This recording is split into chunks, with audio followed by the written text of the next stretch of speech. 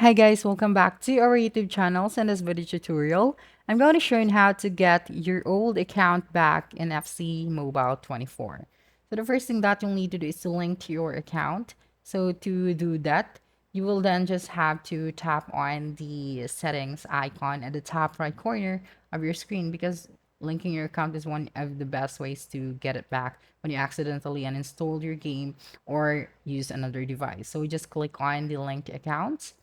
Okay, at the top right, click on the settings and click on the linked accounts option. So here you have to link your Facebook. So you'll then just have to type out your email as well as your password so you will be able to get connected with your Facebook account.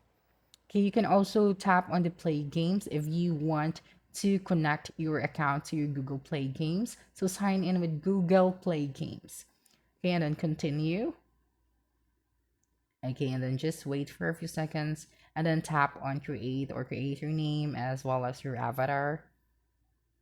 And then when you open this one, you would be able to see that your account has been linked to your Facebook account or Google Play account.